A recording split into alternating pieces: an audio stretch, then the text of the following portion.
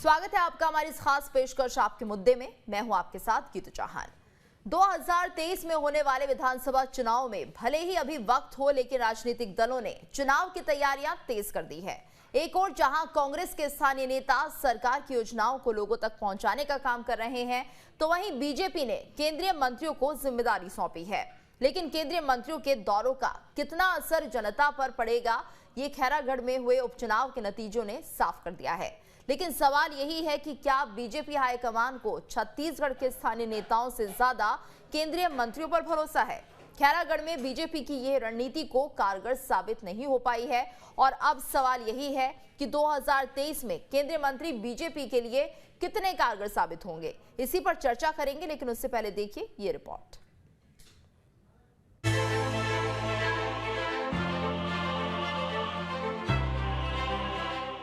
छत्तीसगढ़ में बीजेपी का master plan, केंद्रीय मंत्रियों के हाथ 2023 की कमान। जी हां, छत्तीसगढ़ में बीजेपी ने 2023 के विधानसभा चुनावों की तैयारी तेज कर दी है।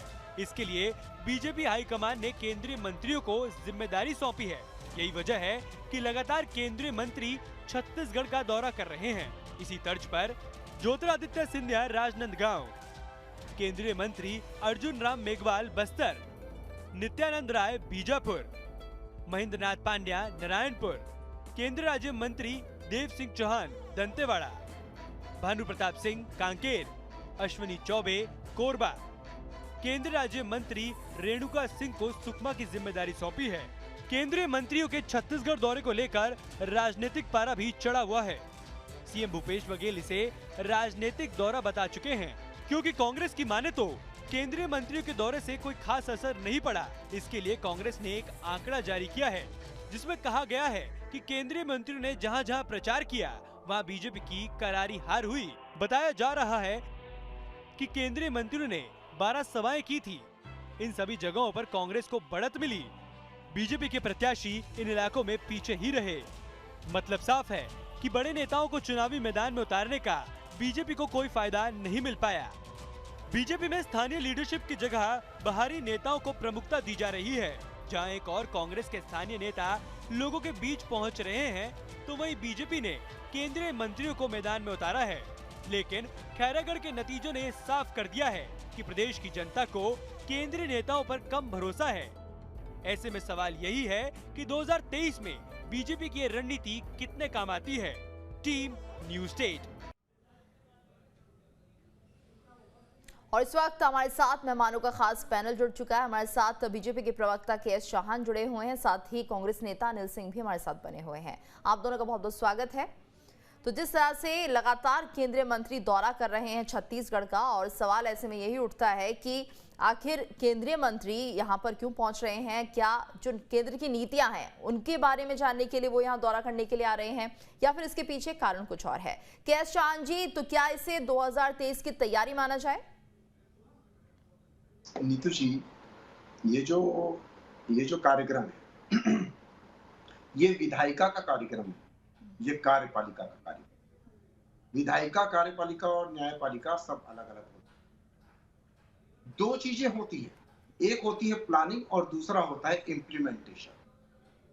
इन कांग्रेस के पूर्व प्रधानमंत्री ये बोलते थे कि 100 रुपए हम देते हैं और 15 रुपए अंत्योदय तक और लाभार्थी तक पहुंचते हैं। हमारे प्रधानमंत्री ये बोलते हैं कि एक एक पावी जो लाभार्थी है वहां तक पहुंचनी चाहिए, क्योंकि हमारे यशस्वी प्रधानमंत्री वक्ता नहीं करता है। दूसरी बात, जो अब प्लानिंग का तो काम हो गया, नीति आयोग ने प्लानिंग का काम कर दिया।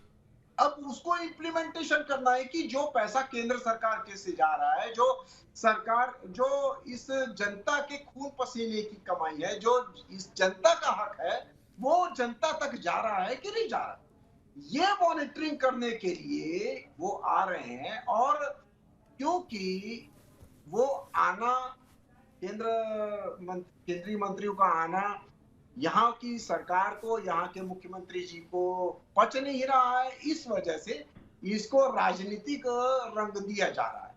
राजनीतिक जो आना था वो चुनाव में आना था, लेकिन ये जो आना है ये अलग आना है। ये कार्यपालिका के हिसाब से आ रहे हैं, इम्प्लीमेंटेशन करवाने आ रहे हैं।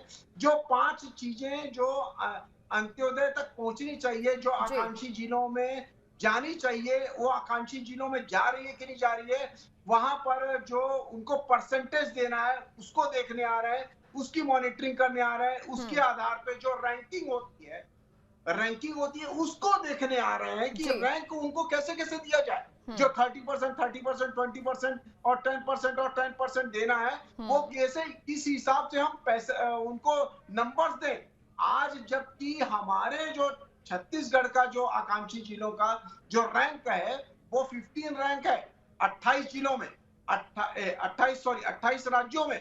28 राज्यों में, पूरे 28 राज्यों में 115 जिले आकांक्षी जिले, उन सभी में जा रहे हैं, सिर्फ छत्तीसगढ़ में नहीं आ रहे हैं। तो चलिए, क्या चौहान जी ये माना जाए जितनी नीतियां हैं केंद्र के द्वारा चलाई जा रही, वो किस तरह से काम कर रही हैं? आपका कहना है कि वो उन सभी नीतियों की समीक्षा करने के लिए पहुंच रहे हैं। अनिल सिंह जी, क्या आपको भी ऐसा ही लगता है? इंडिया में, ऑल ओवर इंडिया में।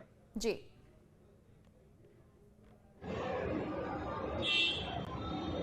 देखिए गीतू जी, भारतीय जनता पार्टी के हमारे साथी प्रवक्ता ने बहुत गोलमोल और बहुत तकनीकी ढंग से मामले को उलझा दिया।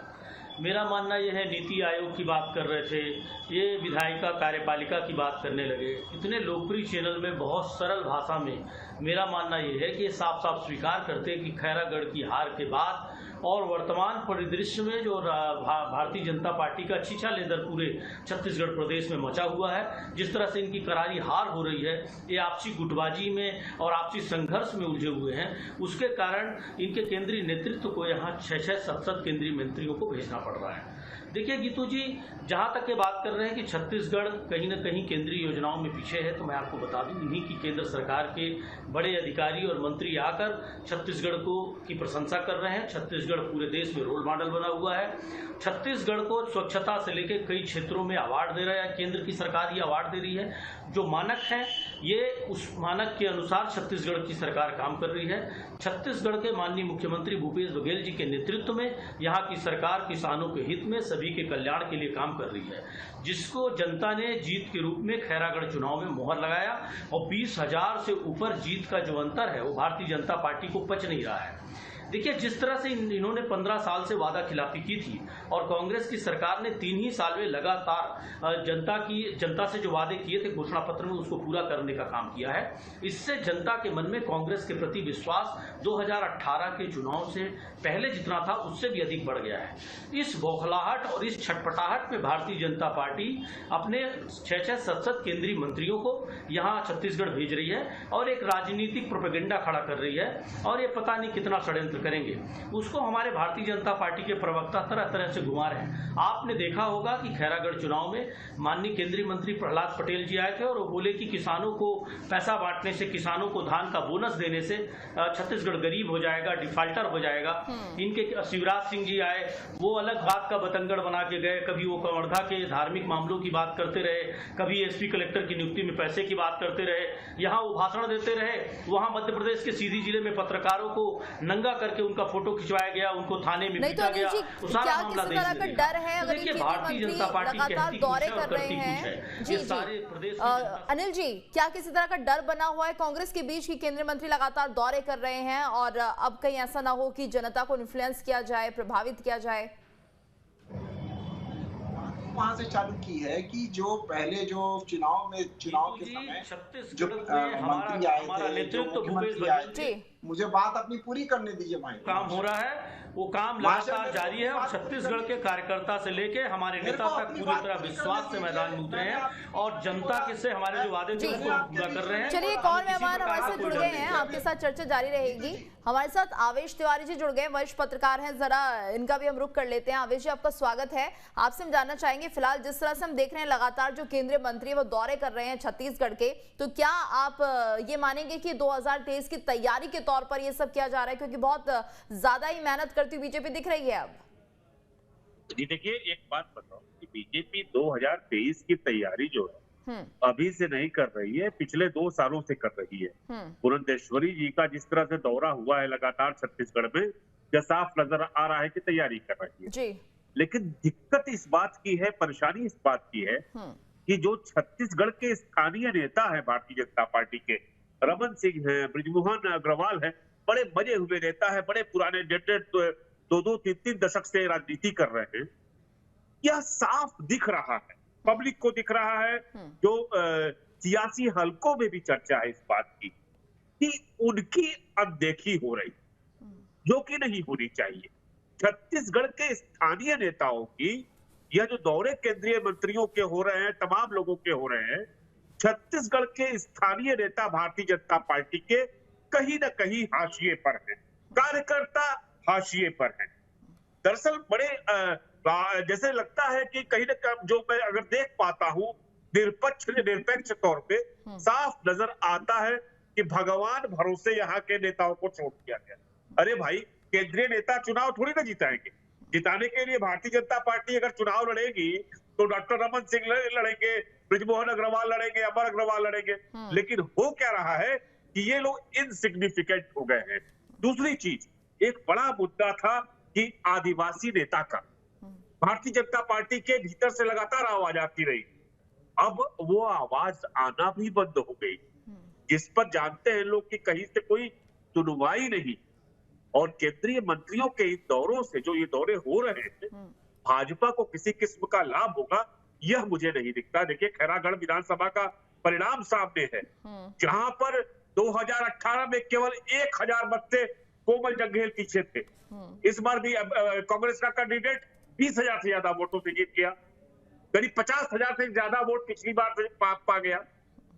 तो भाई क्या उपयोगिता है बताइए। 3 केंद्रीय मंत्री आए थे, फगन सिंह कुलस्ते आए थे, शिवराज सिंह चौहान भी खैरागढ़ दौरा कर गए थे, उसके पहले ज्योतिरादित्य सिंधिया भी आए थे छत्तीसगढ़। तो दरअसल है क्या, केंद्रीय नेताओं के भरोसे कहीं पर किसी भी राज्य में कोई भी पार्टी राजनीति नहीं कर सकती। स्थानीय नेताओं को कद बढ़ाना होगा, उनको ज्यादा से ज्यादा अवसर देने होंगे, उनकी स्वीकार्यता राष्ट्रीय स्तर पे भी होनी चाहिए। रमन सिंह जैसे बने हुए नेता को, जिसको सोचिए लगातार 5 राज्यों का विधानसभा चुनाव हुआ, उसके पहले पश्चिम बंगाल का चुनाव हुआ, उनको कोई भूमिका ही नहीं दी। यह कैसा किया जा रहा है? देखिए, एक बात बताऊं जीतू कि 2013 में जब भाजपा की सरकार आई थी छत्तीसगढ़ में, उस वक्त और अगले साल आ गए नरेंद्र मोदी जी प्रधानमंत्री बन गए, तो जो वो डिस्टेंस बना, आपको बताऊं ये बात शायद किसी टीवी प्लेटफॉर्म पे नहीं कही गई, लेकिन आज कह रहा हूं कि 2018 में भाजपा की हार के पीछे एक बड़ी वजह यह थी कि केंद्र में और राज्य में सही समन्वय स्थापित नहीं हो पाया। रमन सिंह किसानों के लिए चिल्लाते रहे, मोदी ने अनदेखा किया, नरेंद्र मोदी ने नहीं सुना। यह साफ है, यह बात भाजपा के लोग जानते हैं। इस बात को वो जान रहे हैं कि भाई अगर नहीं पसंद है तो नेता बदलो, नेतृत्व बदलो यहाँ का। वह भी नहीं कर रहे हो, भगवान भरोसे एक पार्टी को छोड़ दियो। चलिए, केएस चौहान जी, क्या वाकई ये बात है कि जो स्थानीय नेता है वो कहीं ना कहीं पीछे हटते जा रहे हैं? आखिर वो हैं कहाँ, क्यों नहीं दिखते हैं? क्योंकि जैसा कि खैरागढ़ में भी हमने देखा कि उस वक्त भी केंद्रीय जो मंत्री थे वो आए थे यहाँ पर, और अभी भी लगातार दौरे हो रहे हैं। तो क्या जो स्थानीय नेता है उन्हें मौका नहीं दिया जाएगा? क्योंकि आगामी समय में ज्यादा वक्त नहीं बचा है, 2023 में चुनाव होने हैं, तो ऐसे में क्या कुछ तैयारी बीजेपी की तरफ से होती दिख रही है? केंद्रीय नेताओं ने कितनी सभाएं, 15 से 17 सभाएं, बस। बाकी सभाएं किसने ली? यहाँ पर छोटी छोटी सभाएं, और जो 15-15 दिन से जो स्थानीय नेता वहां पर रह रहे थे, पूरी सब जगह सभाएं कर रहे थे। डॉक्टर रमन सिंह साहब ने किया, बृजमोहन अग्रवाल जी ने किया, हमारे सभी नेताओं ने किया। एक भी कोई भी कार्यकर्ता और कोई भी नेता वहां पर नहीं बैठा हुआ था, वो वहां पर अपना भारतीय जनता पार्टी का झंडा उठा के चल रहा था। केंद्रीय नेता आते हैं, भारतीय जनता पार्टी एक पूरे टीम के तरीके से लड़ती है। ये नहीं है कि केंद्रीय नेता आ रहे हैं और यहाँ के नेताओं को कोई कुछ तवज्जो ही नहीं दिया जा रहा है। यहाँ पर अकेले रमन सिंह साहब ने यहाँ पर 17 से 18 सभाएं की। यहाँ के पूर्व जो सांसद थे हमारे अभिषेक सिंह जी, उन्होंने सभाएं की, हमारे संतोष पांडे जी ने सभाएं की, और भी दूसरे सांसदों ने सभाएं की। यहाँ पर लगातार उन्होंने सभाएं की और प्रेस कॉन्फ्रेंस की, सब चीजें की। हर नेता, हर कार्यकर्ता यहाँ पर लगा हुआ था टीम के हिसाब से। यहाँ पर सिर्फ ऐसा नहीं है कि सिर्फ केंद्र के जो हमारे मंत्री आए थे और मुख्यमंत्री जी आए थे, उन्हीं वही सिर्फ सभाएं लेके चले गए, ऐसा नहीं था। पूरे सभी लोग कर रहे थे और भारतीय जनता पार्टी की इसमें बढ़ोतरी हुई है। जो पिछले चुनाव में उनको वोट मिला था उससे लगभग 7,000 वोट ज्यादा पाया है। दूसरी बात, कांग्रेस इस खैरागढ़ चुनाव में नहीं जीती है। कांग्रेस अपने कामों को लेकर नहीं आई चुनाव में, वो अपनी घोषणाओं को लेके आई चुनाव में। वो सिर्फ जिले की जो घोषणा की थी उसको लेके आई अपने। और कांग्रेस पार्टी का तो प्रत्याशी अकेले जाने की हैसियत में नहीं था, अकेले जा नहीं रहा था, उनको बोलना ही नहीं आ रहा था। उनके 70% बोर्ड में उनका चेहरा ही नहीं था। यहां तक कि छोड़ दीजिए, सोनिया गांधी और राहुल गांधी जी का चेहरा गायब था। आपने शरण ली, हमने तो केंद्रीय मंत्री और वहां को बुलाया, लेकिन आप किसको बुलाते? आप राहुल गांधी जी को बुलाते, राहुल गांधी, और आपके वोट ऑफ परसेंटेज कम हो जाते। लेकिन ये, और आपने बुलाया कुमार विश्वास जी। आपके पास कोई नेतृत्व क्षमता है ही नहीं जो आप बाहर से टीम बुलाएं, या आपने जो वोटर्स हैं या आपने जो जनता है उनको कुछ बता सकें। आपकी प्रत्याशी अकेले नहीं घूम सकती थी, वो अकेले मोहन मरकाम जी संबोधित करते सभा को, छोटी छोटी सभाएं जहां पर भी गई हैं वो अकेले। चलिए केएस चौहान जी, अब जो भी कहे, लेकिन खैरागढ़ का उपचुनाव तो कांग्रेस के हाथों ही चला गया है। अनिल जी, आप क्या मानते हैं, जिस तरह से बीजेपी लगातार अपनी रणनीति बदल रही है, क्या कांग्रेस के लिए चुनौती बन सकते हैं? गीतू जी, केएस चौहान जी बहुत चिल्ला कर बहुत सारी बात की है। कांग्रेस की समीक्षा कर डाले, वो किसका फोटो लगा, कौन प्रचार में आया, कांग्रेस की प्रत्याशी को बोलना नहीं आता। तो क्या मैं उनसे पूछना चाहता हूं और भारतीय जनता पार्टी के लोगों से पूछना चाहता हूं कि खैरागढ़ की जनता मूर्ख है जिसने 20,100 से ऊपर मतों से कांग्रेस को विजयी बनाया, और ये कांग्रेस की समीक्षा कर रहे हैं अपनी समीक्षा करने के बजाय।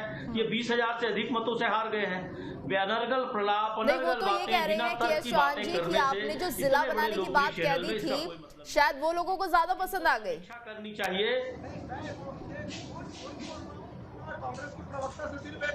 देखिए गीतू जी, लोकतंत्र में घोषणा पत्र बनता है, और घोषणा पत्र अगर राजनीतिक दल जारी करके और उसके अनुसार चुनाव लड़ते हैं तो गलत नहीं है। और रहा बात खैरागढ़ को जिला बनाने का, जिला बनाने रखिएगा, पहले अनिल जी को सुन लेते, फिर आप अपनी बात रखिएगा। केएस चौहान जी जब ये सवाल खड़ा करते हैं तो इनको जवाब सुनने का ये चाहते ही नहीं कि किसी चैनल पर कोई तर्क हो, इनको सिर्फ हंगामा खड़ा करना है।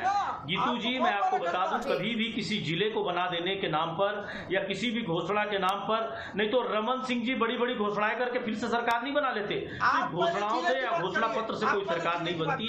में मुख्य बात यहाँ यह है गीतू जी कि 2018 के कांग्रेस के घोषणा पत्र के अकॉर्डिंग जिस तरह से काम हुए, उस विश्वास को कांग्रेस ने हासिल किया, और आज घोषणा पत्र में वो चाहे छोटी सी बात कहे या बड़ी सी बात, जनता जानती है कि कांग्रेस जो कहती है वो करके दिखाती है। अब कांग्रेस को जनता का पूरा विश्वास हासिल हो चुका है। भारतीय जनता पार्टी के हमारे मित्र जिस तरह से बौखला रहे हैं, उनकी बौखलाहट केंद्रीय स्तर तक है। केंद्रीय मंत्रियों का कहना है कि कम आए, अब और ज्यादा केंद्रीय मंत्रियों को बुला रहे हैं। अब मेरे को ये बताइए कि छत्तीसगढ़ के खैरागढ़, कोरबा, बिलासपुर, रायपुर में ये ज्योतिरादित्य सिंधिया से प्रचार करा के वोट ले लेंगे। 2023 के चुनाव में यहाँ के स्थानीय स्तर के नेता जो चुनाव प्रचार करेंगे, जिनको जनता डायरेक्ट जानती है, जिनको कार्यकर्ता सीधे रूबरू होता है, उनके दम पर चुनाव जीता जाता है। ये लालीपाप दिखाकर, धर्म और जाति के नाम पर लड़ाकर छत्तीसगढ़ को उत्तर प्रदेश और बिहार नहीं बना सकते। छत्तीसगढ़ की जनता का बौद्धिक स्तर बहुत ऊंचा है। यहाँ यहाँ ये धर्म के नाम पर और जाति के नाम पर ये कभी भी या किसी रंग के नाम पर या कोई हिजाब का प्रोपेगेंडा खड़ा करके वोट नहीं ले सकते। ये उत्तर प्रदेश या बिहार नहीं है। छत्तीसगढ़ की जनता का बौद्धिक स्तर बहुत ऊंचा है, ये घोषणा पर वोट नहीं देती है। यही कारण है कि इनकी असलियत को छत्तीसगढ़ की जनता पहचान चुकी है और आज 12-13 सीटों पर आ गए हैं। और आप देखिएगा, अगर इन्होंने अपना ट्रेंड नहीं बदला, अगर महंगाई कम नहीं हुई, लगातार मोदी जी जिस तरह जनता को छल रहे हैं, लगातार भारतीय जनता पार्टी जिस तरह छल रही है, तो वो दिन दूर नहीं है कि 2-3 सीटों से भी कम सीटों पर छत्तीसगढ़ में आ जाएंगे। इनके 11 सांसद, गीतू जी, ये 11 सांसदों में 9 सांसद भारतीय जनता पार्टी के छत्तीसगढ़ की जनता ने जिता कर दिए और 9 सांसद हाथ पर हाथ धरे बैठे हैं। छत्तीसगढ़ को बारदाने के लिए मोदी जी परेशान करते हैं। जूट कमिश्नर बारदाने नहीं देता, धान की खरीदी नहीं होती, किसानों को परेशान किया जाता है। इनका एक सांसद चिट्ठी नहीं लिखता। जीएसटी के नाम पर 20,000 करोड़ छत्तीसगढ़ का पैसा मोदी सरकार ने रोक रखा है। हमारे कोयले के जो कर हैं वो हमारा हिस्सा हमको नहीं मिलता और मोदी सरकार लगातार छत्तीसगढ़ को छलने का काम कर रही है। हमारे साथ दोगला व्यवहार किया जा रहा है। उसके बाद यहाँ के सांसद एक बार सदन में आवाज नहीं उठाते, चिट्ठी नहीं लिखते। ऐसा कौन सा भय है? ऐसा कौन सा भय है? सांसदों को टिकट कटने का भय है? जी, क्या छत्तीसगढ़? चलिए अनिल जी जवाब देंगे। के.एस. चौहान जी, जो आप लगातार आरोप लगा रहे हैं केंद्र को लेकर भी, दायित्व नहीं है। के.एस. चौहान जी बेहतर जवाब दे सकते हैं। जी, ये जवाब तो दे नहीं पाए हमारी बात का कि जिले की घोषणा आप अगर हार जाते तो करते कि नहीं करते, और ये जिले की घोषणा इन्होंने की अपनी पार्टी के लिए। खैरागढ़ का अधिकार है जिला बनना। अपने काका चौहान जी, खैरागढ़ की जनता का अधिकार था जिला बनना। खैरागढ़ डिजर्व करता है। ये जो जिले की घोषणा है वो वहाँ खैरागढ़ की जनता के लिए नहीं की है। और मैं आपको कांग्रेस पार्टी की आप असलियत बता दूं आपको कि 387 सीट में जो हार चुकी का, जो जिसमें हार ही नहीं है, उनकी जमानत जब्त हुई है उत्तर प्रदेश में 387 सीटों। हमारी नहीं, बात अभी छत्तीसगढ़ की हो रही है। आज 2014 में जो 9 राज्यों में कांग्रेस पार्टी थी, आज सिर्फ 2 राज्यों में रह गई है। 3 करोड़ की जो बौद्धिक आबादी वाला यह प्रदेश नहीं के.एस. चौहान जी, बीजेपी तो बहुत अच्छा काम कर रही है, चलिए ये मान लेते हैं, लेकिन छत्तीसगढ़ में इस बार ऐसा क्या हो रहा है कि उपचुनाव एक भी नहीं जीत पाई? उपचुनाव में पलड़ा आप किसी भी पूरे भारत में देख लीजिए, कहीं भी देख लीजिए, 90% जो उपचुनाव होते हैं वो, हमारे वरिष्ठ पत्रकार भी इस चीज को तिवारी जी मानेंगे कि जो 90% जो उपचुनाव होते हैं वो पलड़ा जो 70। चलिए ठीक है के.एस. चौहान जी, लेकिन यहाँ पर जिस तरह से आप कह रहे हैं कि जी लोगों के साथ झूठे वादे किए गए के.एस. चौहान जी, लेकिन कहीं ना कहीं बीजेपी की रणनीति में भी तो कमजोरी रही।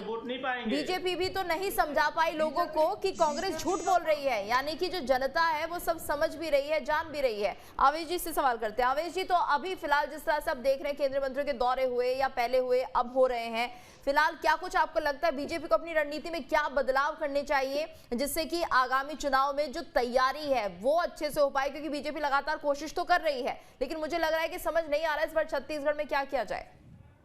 देखिए, एक बात बहुत साफ है, चौहान जी आपको अन्यथा नहीं लेना चाहिए। ये साफ नजर आ रहा है कि भारतीय जनता पार्टी के पास छत्तीसगढ़ में कोई नेतृत्व फिलहाल नहीं। पूरी पार्टी इस वक्त नेतृत्वहीनता से जूझ रही है। दूसरी बात, रमन सिंह ने साफ साफ कहा था खैरागढ़ का चुनाव जो है उपचुनाव वह विधानसभा का सेमीफाइनल, ये बात कहा था, ये बात आपको याद होगी। तो दरअसल जब आपके पूर्व मुख्यमंत्री कह रहे हैं कि ये सेमीफाइनल था, तो निसंदेह सेमीफाइनल में हारे हैं, इसको स्वीकार करने में कोई बात वो नहीं हो जाती। हार जीत रहती है चुनावों में, लेकिन यह जो नेतृत्व का संकट है वह बिना दूर किए, मुझे तो बड़ा आश्चर्य है कि अभी 2023 का अप्रैल चल रहा है, अगले साल चुनाव में जाना है, अगर इसका तात्कालिक समाधान नहीं किया गया तो ये चुनाव लड़ेंगे कैसे? यह बड़ा सवाल है। और एक दूसरी बात जो आप बार बार कह रहे थे कि सोनिया राहुल की फोटो नहीं लगी, भूपेश बघेल यहाँ पे खुद ही चेहरा बने हुए थे। एक बात पूछिए, बताइएगा साफ साफ, इस वक्त पूरे देश में सांप्रदायिकता की आग में पूरा देश झुलस रहा है, मध्य प्रदेश झुलस रहा है, दिल्ली में अब सीबीआई को इंक्वायरी दे दी गई।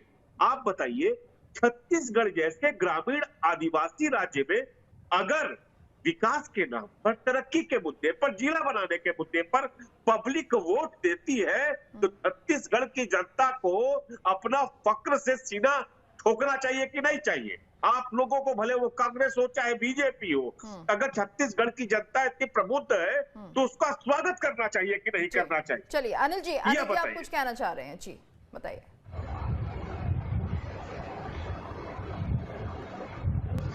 जी गीतू जी, मैं ये कहना चाहता हूँ कि अभी छत्तीसगढ़ में भारतीय जनता पार्टी ने अपने 6-7 केंद्रीय मंत्री लगाए हैं। आप देखिएगा, ये फिर प्रयास करेंगे छत्तीसगढ़ में धार्मिक भावना भड़काने का, ये फिर प्रयास करेंगे सांप्रदायिकता का, जो भारतीय जनता पार्टी का असली चेहरा है। यहाँ योगी, मोदी और इस तरह के जादू नहीं चलेंगे।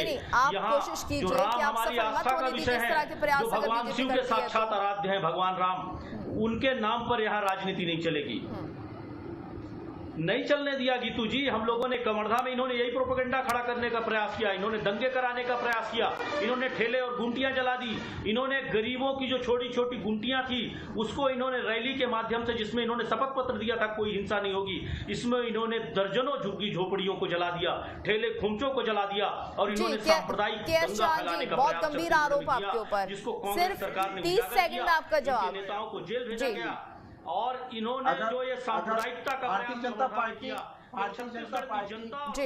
जो आरोप लगा रहे हैं, तो प्रशासन क्या कर रहा है? ये प्रशासन क्या कर रहा था उस समय? और उन लोग को गिरफ्तार क्यों नहीं किया गया जो जिन्होंने झुग्गी झोपड़ियां जलाई, और झुग्गी झोपड़ियां जो जलाना था उसको बिल्कुल गिरफ्तार करना चाहिए था। आप तो उस पे एफआईआर कर देते हैं जो कुछ करता नहीं है, आपको जानकारी आप तो उस पे एफआईआर कर देते हैं जो कुछ करता नहीं है। और चलिए तो कोशिशें तमाम होगी कि जिस तरह से अनिल जी कह रहे हैं व्यवस्था बिगाड़ने की कोशिश होगी, दंगे फैलाने की कोशिश होगी, लेकिन वहीं जो प्रदेश सरकार है, प्रशासन है, उसकी पूरी जिम्मेदारी बनती है कि इस तरह की वारदातों को रोका जाए। और वहीं अब सवाल ये भी है कि केंद्रीय मंत्री किस तरह से बेड़ा पार करेंगे या फिर बीजेपी को अपनी रणनीति में बदलाव करना होगा, ये देखना होगा। बहुत बहुत धन्यवाद आप सभी का हमारे साथ इस चर्चा में जुड़ने के लिए। और इसी के साथ इस खास पेशकश में इतना ही।